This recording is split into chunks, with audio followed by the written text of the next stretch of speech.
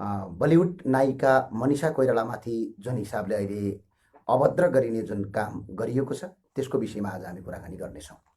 र यसका लागि हामी देश र विदेशमा छरिएर बस्नुभएका सम्पूर्ण हाम्रा शुभचिन्तक र हाम्रा सम्पूर्ण आदरणीय आमाबुवा दाजुभाइ तथा दिदीबहिनीहरूलाई जसरी अहिले सीमा सम्बन्धी नेपाल सरकारले जुन हिसाबले अहिले सीमा सम्बन्धी नयाँ नक्सा पारित गरेको छ र त्यो नक्सा पारित गरेको कारण हामी सरकारलाई धेरै धेरै धन्यवाद भन्न चाहन्छौँ र साथसाथमा हामी सरकारलाई धेरै धेरै धन्यवाद भन्न चाहन्छौँ र साथमा हामीले उठाएको जुन नागरिक आन्दोलन थियो र यो आन्दोलनले पारेका असर र यो आन्दोलनमा अहम भूमिका निर्वाह गर्नुहुने देश विदेशमा छरिएर बस्नुहुने सम्पूर्ण शुभचिन्तक र अभियन्ताहरूलाई हामी धेरै धेरै धन्यवाद भन्न चाहन्छौँ। र अर्को कुरा आज हामी स्पेसल कुरा उठाउनेछौँ, हामीले सीमा सम्बन्धीको नक्सा मात्र पारित गरेर हुन्छ कि बाँकी सरकारले गर्नुपर्ने काम र कर्तव्यहरू के हुन्, अर्थात् हामी नागरिकको स्तरबाट र हामी अभियन्ताको स्तरबाट र हामी जसरी सामाजिक सञ्जाल चलाएर बसेका छौँ त्यो स्तरबाट र एउटा नेपालको सचेत नागरिक भएको हैसियतबाट हामीले खेल्नुपर्ने भूमिकाका सम्बन्धमा आज हामी कुराकानी गर्नेछौँ। र अर्को कुरा, सरकारले नक्सा मात्र पारित गरेर हुन्छ कि यो नक्सा पारित गरेर मात्र हुने कुरा हो कि र यसलाई धेरैभन्दा धेरै यो सरकारले गर्नुपर्ने काम र कर्तव्यहरू के हुन् भन्ने विषयमा आज हामी छलफल गर्नेछौँ। नक्सा मात्र पारित गरेर हुन्छ कि र यसलाई अझै हामीले गर्नुपर्ने डिप्लोमेटिक्स कामहरू, कूटनीतिक कामहरूलाई हामीले कसरी अगाडि बढाउन सक्छौँ भन्ने कुरालाई हामीले मध्यनजर गर्नुपर्ने रहन्छ। र यसका लागि हामीले के गर्न सक्छौँ र हामीले गर्न पर्ने के हो र हामीले यसको इतिहास के हो, हामी किन सडकमा बर्बरी कराइरहेका थियौँ, हामी सडक आन्दोलन किन गरिरहेका थियौँ, लिम्बियाधुरा, कालापानी, लिपु लेकका बारेमा बारम्बार हामीले कुरा किन उठाइरहेका थियौँ र यही कारणमा हामी पक्राउ किन परिरहेका थियौँ, हामीमाथि अभद्र विभिन्न किसिमका मुद्दाहरू किन लगाइएको थियो। त्यति मात्र होइन, हामी यो नक्सा सम्बन्धीका लागि र यो राष्ट्रियताका लागि हामी दार्चुला किन गएका थियौँ र हाम्रा अभियन्ताहरूले बारम्बार यो भूमिका किन निर्वाह गरेका थिए भन्ने विषयमा आज हामी कुराकानी गर्नेछौँ।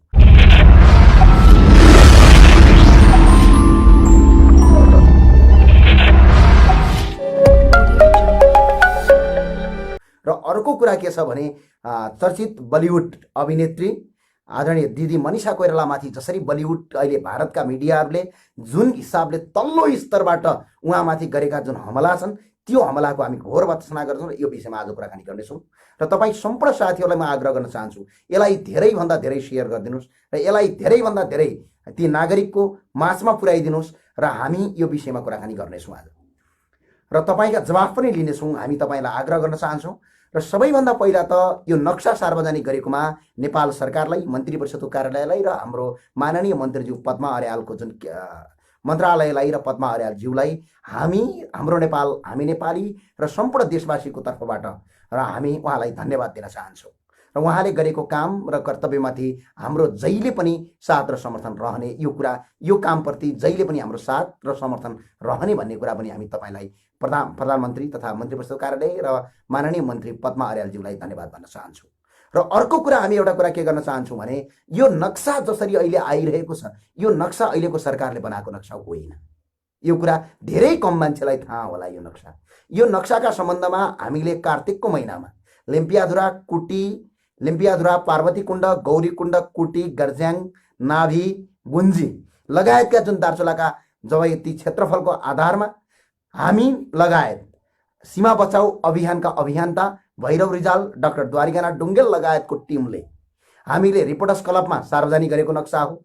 हामीले रिपोर्टर्स क्लबमा जुन अहिले पछाडि जोडिएको नक्सा छ त्यो नक्सा पहिलो पटक सार्वजनिक गर्ने हाम्रो अभियान र द्वारिकानाथ डुङ्गेल र भैरव रिजालको सीमा बचाउ अभियानले गृह मन्त्रीलाई यो नक्सा उपहार स्वरूप दिएको थियो। त्यही नक्सालाई सरकारले अहिले सार्वजनिक गरेको छ। यो धेरै खुसीको कुरा हो, धेरै धेरै धन्यवाद छ।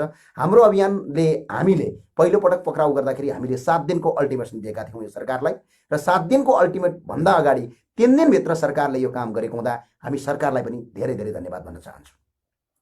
र रह्यो अर्को कुरा, सीमाको नक्सा मात्र सार्वजनिक गरेर यो समस्याको समाधान हुन्छ कि बाँकी थप चालिनुपर्ने कदमहरू के हुन्, वास्तवमा हामीले सीमा फिर्ता ल्याउनका लागि गर्नुपर्ने र हामी नागरिकको स्तरबाट, सरकारको स्तरबाट थालनी गर्नुपर्ने काम र कर्तव्यहरू के हुन् भन्ने कुरा नै मुख्य कुरा महत्त्व रहन्छ।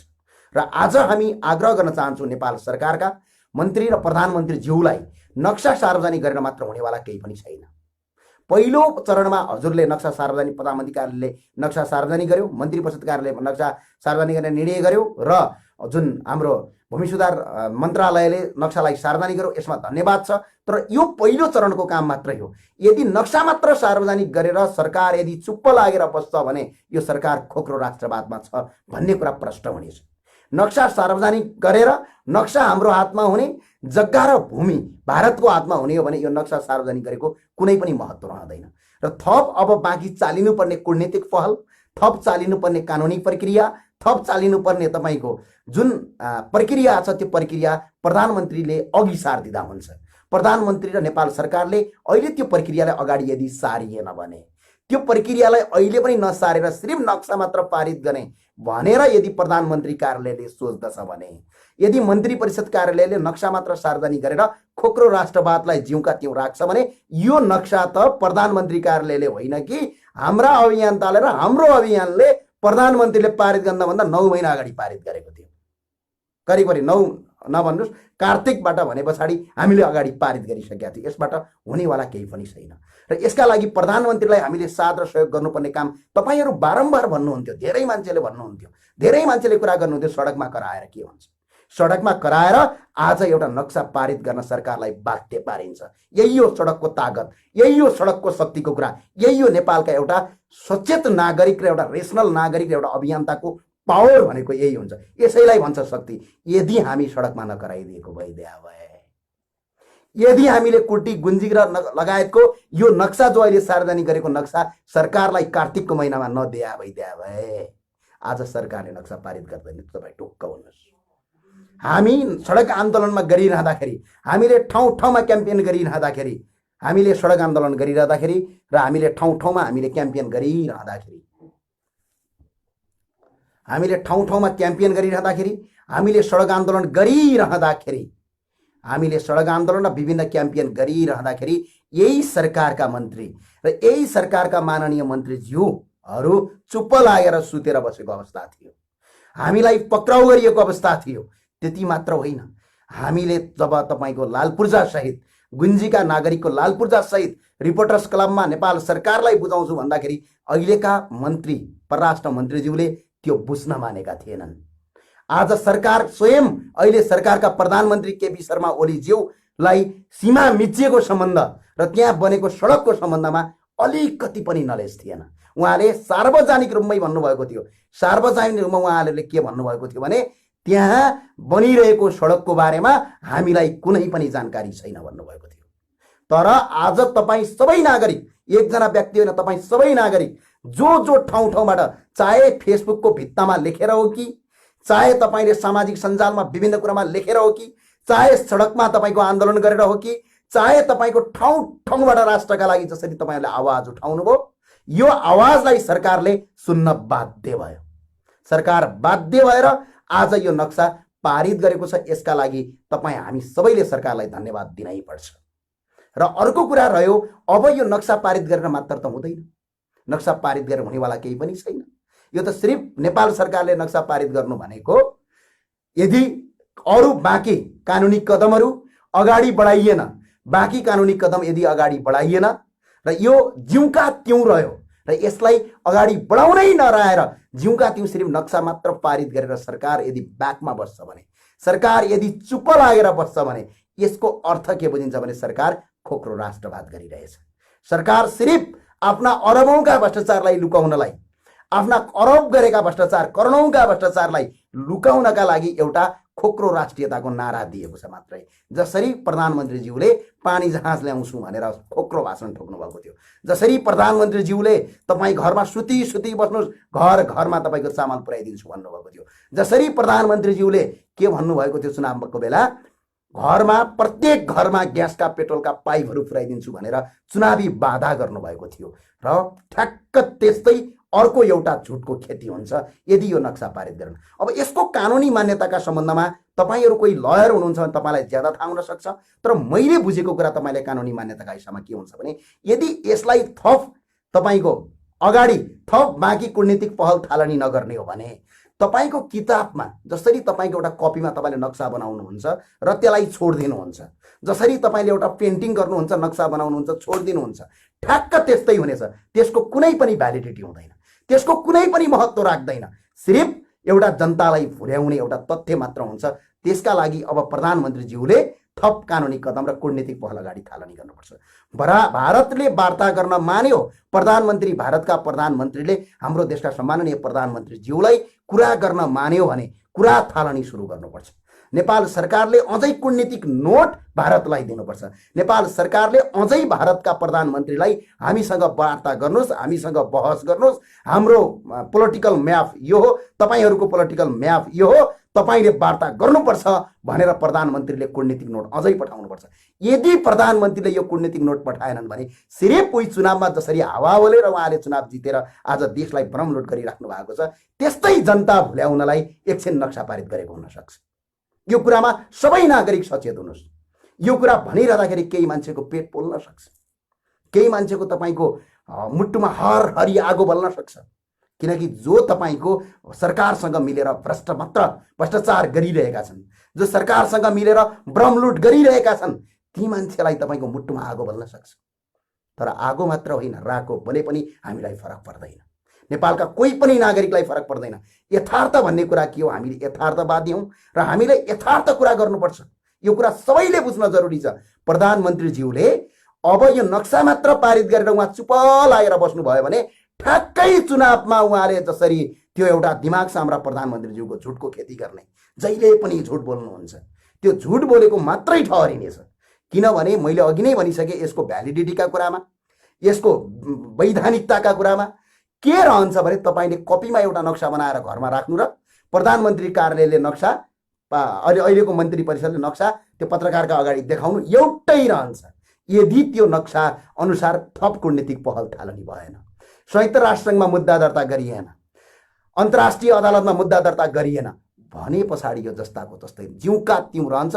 सिर्फ भारतसँगै मिलेर म नेपालमा सकिन लागे, यहाँ मैले अरबौंको भ्रष्टाचार, करोडौंको भ्रष्टाचार मेरो मन्त्रीकालमा भयो, मेरा कार्यकर्ताले करोडौं रुपैयाँ कुम्ल्याए, ठाउँ ठाउँमा लुट्न सुरु गरे, नागरिकले अब कहीँ गए पनि छोड्दैनन्, बरु एउटा राष्ट्रवादका लागि एउटा नक्सा म पारित गरिदिन्छु, थप म कदम चाल्दिन, तपाईहरू चुप लाएर बस्नुहोस् भनेर भारतका कूटनीतिज्ञसँग कुरा गरिएर नक्सा पारित गरेको ठहरिन्छ। यदि प्रधानमन्त्रीजीले थप कदम चाल्नु भएन भने, प्रधानमन्त्रीज्यूले थप कदम चाल्नु भएन, प्रधानमन्त्रीज्यूले तपाईको यही सिर्फ नक्सा पारित गरेर राष्ट्रवाद गरेको, मैले राष्ट्रियता बचाएको भनेर यदि गर्नुहुन्छ भने यहाँभन्दा ठुलो झुट यो संसारमा केही पनि हुन सक्दैन। हामी त्यही भएर आग्रह गरौँ, सबैले आग्रह गरौँ, जो हेर्नु भएको छ आग्रह, नक्सा पारित गर्नु सबैभन्दा राम्रो काम हो। यो कामको सबैले ताली पट्काएर स्वागत गरौँ, सम्माननीय प्रधानमन्त्रीज्यूको र मन्त्री परिषदको सबैले स्वागत गरौँ। तर यो नक्सा मात्र पारित गरेर केही पनि हुँदैन। नक्सा हाम्रो हातमा हुन्छ, नक्सा भारतको हातमा पनि छ, नेपालको हातमा मात्र छैन। नक्सा पोलिटिकल म्याप कार्तिकको महिनामा भारतले पारित गरेको छ। लिम्पियाधुरा, कालापानी र लिपुलेख आफ्नो भूभागभित्र हो भनेर भारतले पारित गरेको छ त्यो नक्सा। हामीभन्दा अगाडि भारतले पारित गरेको नक्सा। त्यतिखेर नै कूटनीतिक नोट पठाएर प्रधानमन्त्रीले गर्नुपर्ने कामलाई प्रधानमन्त्रीले चुप लाएर बस्नुभयो। सम्माननीय प्रधानमन्त्रीज्यूले सर्वदलीय मिटिङ राख्नुभयो, मन्त्री परिषदको मिटिङ राख्नुभयो, भारतसँग म कूटनीतिक पहल थालनी गर्छु, यो आन्दोलन स्थगित होस् भनेर उहाँले भनिसके पछाडि त्यो आन्दोलन हाम्रो स्थगित भयो। त्यो आन्दोलनलाई हामी सबैले स्टप गर्यौं।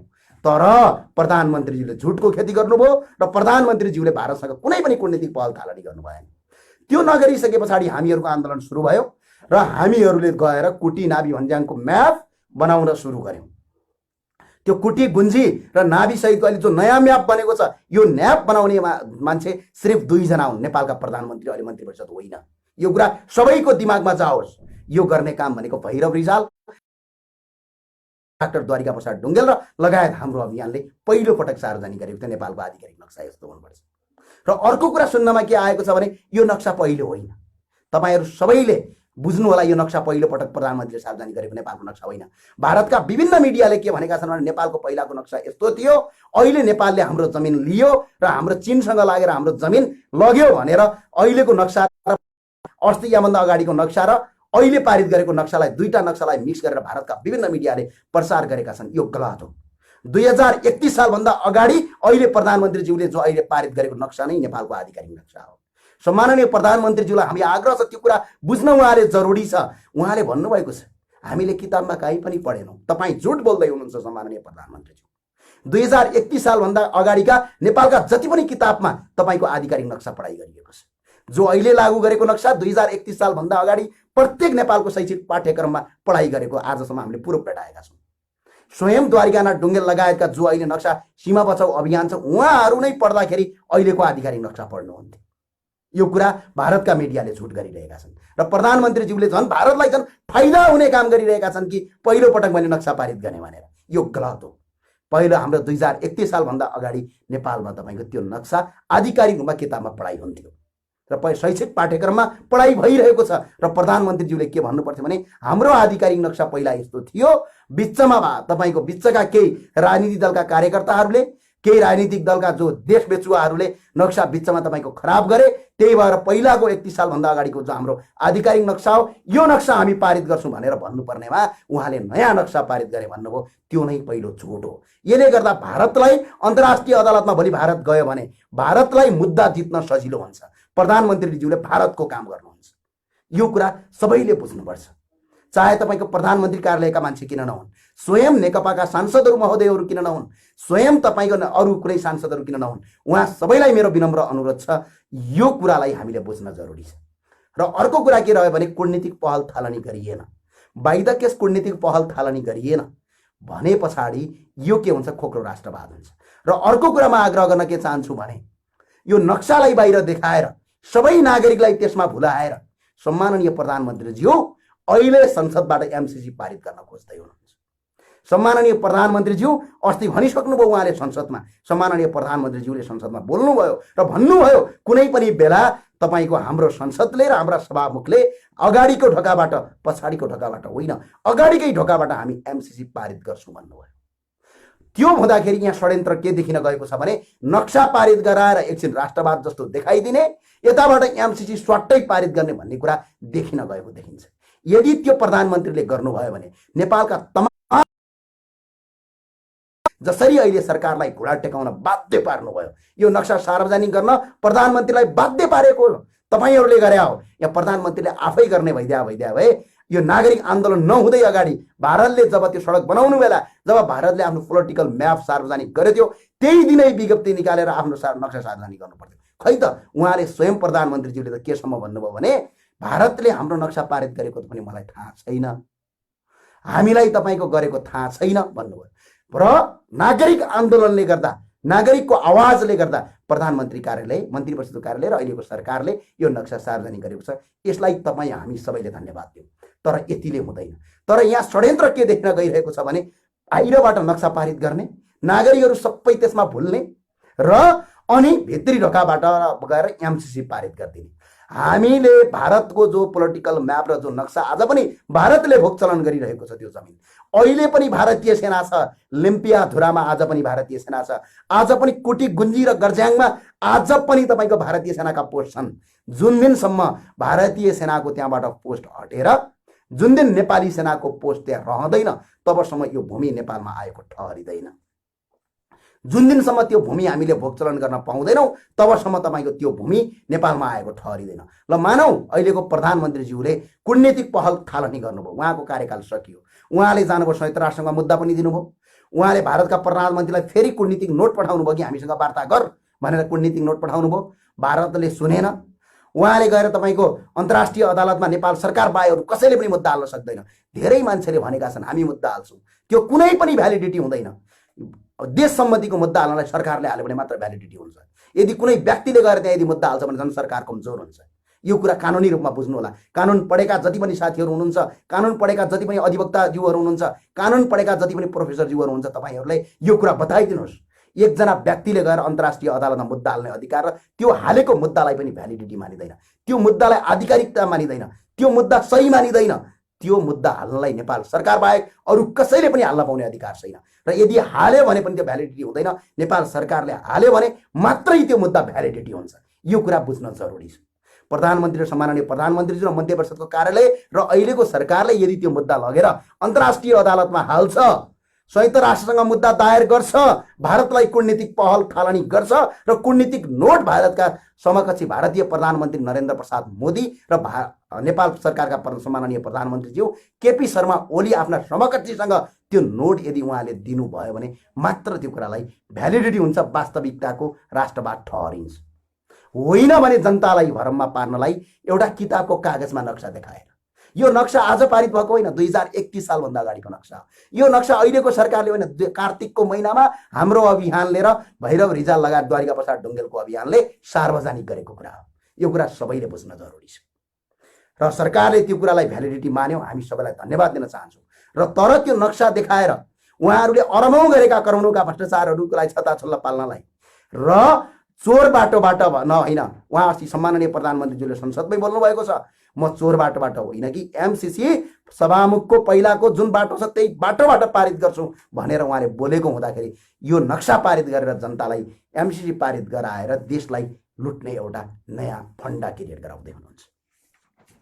यदि तपाईँको यो एमसीसी पारित नक्सा देखाएर एमसीसी यदि उहाँले पारित गरिदिनु भयो भने यसको परिणाम के हुन्छ भने अहिले हामीले त जम्मा विमल पन्तजीलाई फोन नगरिदिन म अनुरोध गर्दछु र अहिले हामीले एउटा कुरा हामीलाई आग्रह के गर्दछु भने अहिले हामी सबैले के बुझ्न जरुरी छ भने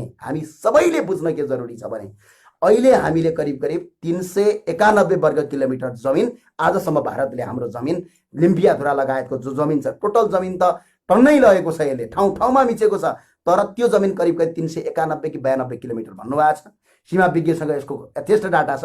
अहिलेसम्म भारतले हाम्रो उपभोग गरिरहेको छ। तर एमसीसी पारित गर्नुभयो भने 391 वर्ग किलोमिटर भनेको 0% हो। यहाँ 1,47,000 भन्दा बढी वर्ग किलोमिटरमा विदेशीको हस्तक्षेप हुनेछ र विदेशीले हस्तक्षेप गरेर नेपाललाई अफगानिस्तान जस्तो बनाउनेछन्, नेपाललाई तपाईँको आफ्नो विदेशी स्वार्थका लागि प्रयोग गर्नेछन्। यो एउटा नक्सा देखाएर प्रधानमन्त्रीले त्यो गर्नुहुन्छ भने यो नक्सा भनेको 1% होइन, यो ठुलो राष्ट्रघात हुन्छ। एउटा उदाहरण दिन्छु, रवि लामिछाने दाईको आन्दोलन भयो, हामी सबै आन्दोलनमा गयौँ। रवि लामिछाने दाईलाई पक्रेर जेलमा हालियो, हामी सबै त्यो आन्दोलनमा नेपालका सबै नागरिकहरू, एउटा सञ्चारकर्मी, राष्ट्रका लागि काम गरिरहेको एउटा सञ्चारकर्मीलाई थुन्यो, यो सरकारले गलत गर्यो भनेर हजारौं नागरिक सडकमा आउँदाखेरि यो सरकारले त्यतिखेर के काम गर्यो थाहा छ हजुरलाई? यो सरकारले अरबौंको एनसेलको तपाईँको घोटालाका तपाईँकोलाई फैसला गर्यो र आफूलाई अरब फाइदा गर्यो, भ्रष्टाचारीले अरबौं भन्दा बढी फाइदा गरे, 62 अर्ब रुपैयाँ एनसेललाई माफी दिने घोषणा गर्यो। सबै नागरिक सडकमा रवि लामिछाने दाईलाई बचाउन गएको बेला यताबाट त्यो निर्णय गरे पछाडि त्यो एनसेललाई बचाउन सकिएन। कोही पनि नागरिक त्यो एनसेलको बारेमा जानकारी समेत पाएनन्। हो, यो सरकार यति धेरै बाटो छ, यो नक्सा पारित गरेर यदि एमसीसी पारित गर्छ भने ठ्याक्कै त्यही काम गर्न खोजेको। यदि त्यो काम गर्छ र म 3वटा कुरा भन्छु। पहिलो कुरा, भारतका प्रधानमन्त्रीसँग कूटनीतिक नोट पठाउनु भएन, अन्तर्राष्ट्रिय अदालतमा मुद्दा हाल्नु भएन र संयुक्त राष्ट्रसँग तपाईँको यो कुरा उठाउनलाई यदि प्रधानमन्त्रीले गर्नु भएन भने उहाँले जसरी तपाईँको चुनावको बेला खोक्रो भाषण गरेर जनतालाई भुलाएर चुनाव जित्नु भएको थियो, त्यस्तै आफूले गरेका अरबौंको भ्रष्टाचार, आफ्ना मन्त्रीहरूले गरेका अरबौं करोडौंका भ्रष्टाचारलाई लुकाउनका लागि आउने चुनावमा खोक्रो राष्ट्रियता देखाएर फेरि चुनाव जित्नका लागि गरेको भन्ने मात्र देखिन्छ। यो कुरा सबै नागरिकले बुझ्नु होला।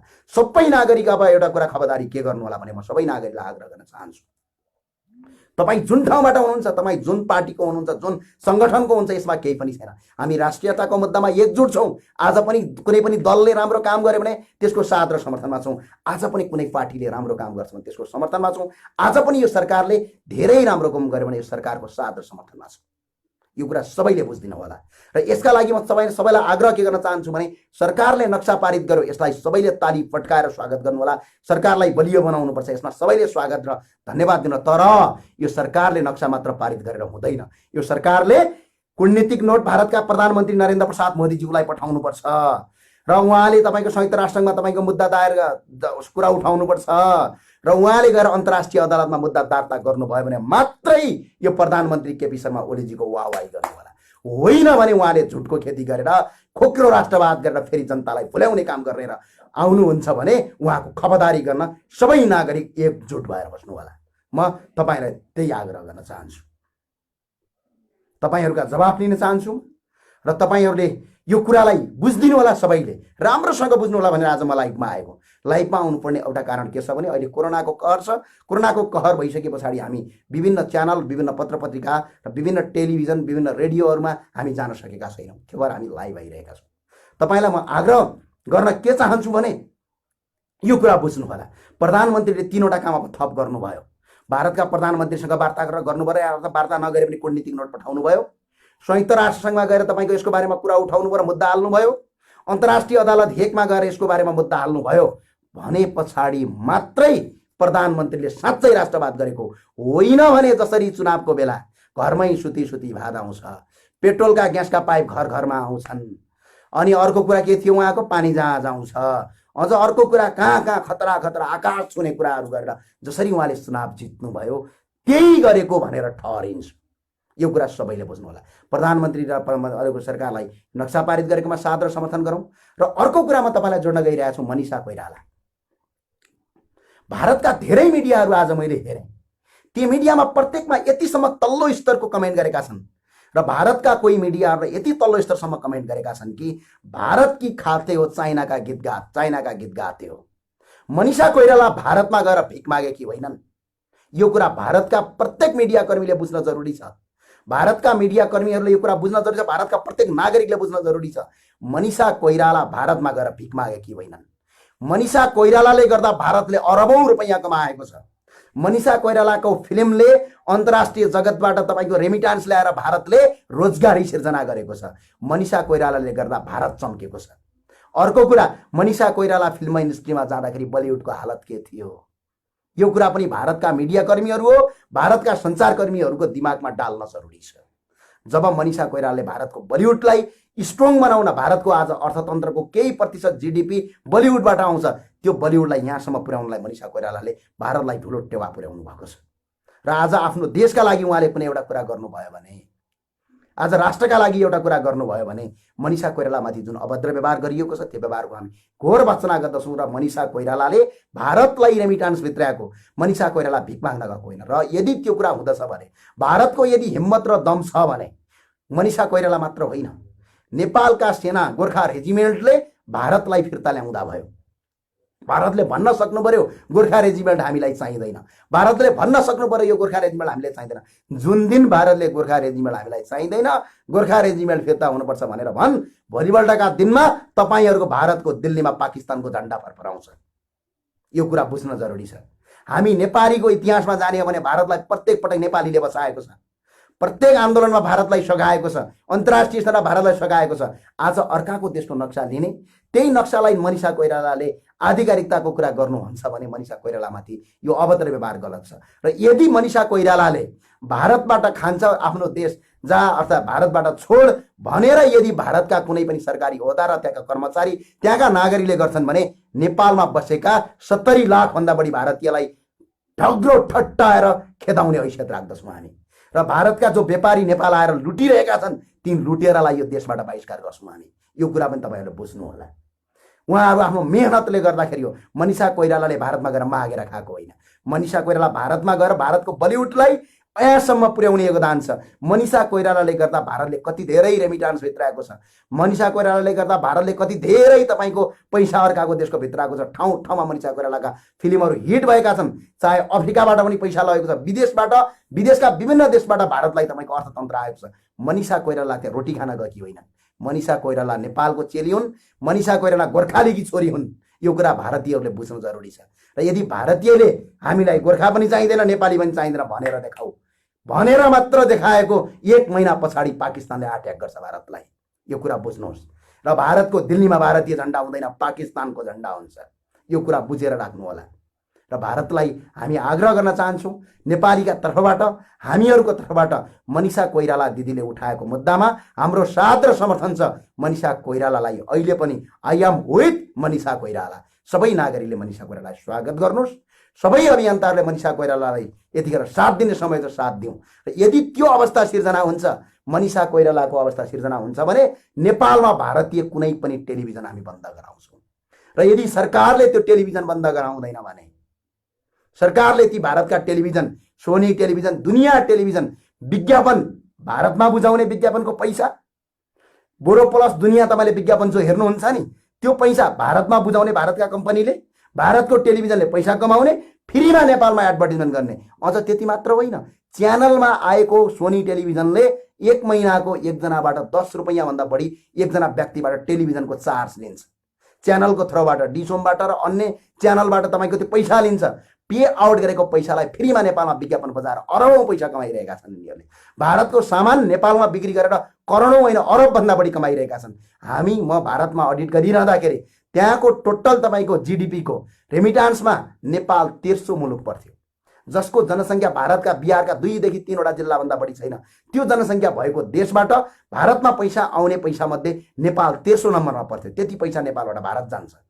र भारतमा यदि मनिषा कोइरालामाथि त्यो अपैति गर्छ भने भारतका कुनै पनि च्यानल नेपालमा चल्दैनन्, भारतका बलिउडहरू चल्दैनन्। यो म दावा गर्छु। मनिषा कोइरालामाथि त्यो भयो भने हाम्रो अभियानले यो कार्यक्रमले सरकारलाई थालनी गर्नेछ, सञ्चार मन्त्रालयलाई यो आग्रह गर्नेछ, बलिउडको एउटा फिल्म पनि नेपालका हलमा चल्नु हुँदैन। जसले हलमा चलायो त्यसले तपाईँको नेपालबाट बहिष्कार र नेपालीको धुलाई खान्छ। यो कुरा सबैले बुझ्नु होला। किनभने भारतले मनिषा कोइराला भिख माग्न गएकी होइन।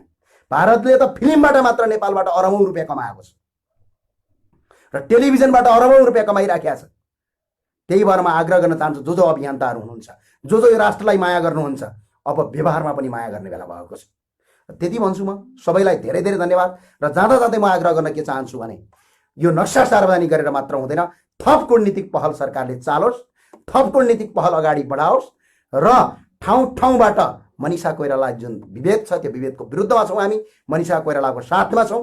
र साथमा हामी आग्रह गर्न चाहन्छौँ, यदि मनिषा कोइरालामाथि त्यो काम हुन्छ भने भारतका कुनै पनि टेलिभिजनहरू नेपालमा चल्न दिनु हुँदैन। यदि सरकारले त्यो हामीलाई चलायो भने तपाईँ सडकमा उत्रिनुपर्छ। र सरकारको यो काम सञ्चार मन्त्रालयको, पहिला एक फेरि सञ्चार मन्त्रालयले एउटा नियम ल्याएको थियो, मिडिया क्लिन फिड विधेयक ल्याएको थियो। क्लिन फिड विधेयक फेरि लागू गर्नुपर्छ। क्लिन फिड विधेयकले यो भारतीय प्रचार प्रसारलाई रोक्छ र भारतका च्यानलहरू पनि बन्द हुने अवस्था हुन्छ। र त्यसका लागि नेपालका ती हाम्रा दिदीबहिनीहरू, दाजुभाइहरू सबै तयार हुनुपर्छ र एकजुट भएर अगाडि बढ्नुपर्छ। एकजुट हुने बेला आएको छ। र जाँदा जाँदा एउटा प्रश्न गर्छु, सडकमा कराएर केही हुँदैन भन्नेहरू हो। आज सरकारले सार्वजनिक गरेको नक्सा यही सडकमा कराउनेहरूले नै यो सरकारलाई दिएका हुन् भन्ने कुरा तपाईँ बुझ्नु होला। यति भने तपाईँलाई पुग्छ होला। तपाईँ राष्ट्रका लागि कराउनुहोस्, राम्रो कामको लागि समर्थन गर्नुहोस्, गलत कामको विरोध गर्नुहोस्। हामीबाट पनि यदि भइ कहिलेकाहीँ गलत हुन्छ भने तपाईँले औँला ठड्याउन सक्नुहुन्छ। तर सच्चा कामका पछाडि तपाईँको हात धोएर लाग्नुभयो भने तपाईँ यो देशको अपराधी हो, यो विकास विरोधी हो, यो राष्ट्र विरोधी हो। यो कुरा तपाईँहरू बुझ्नु होला। हस्, धन्यवाद।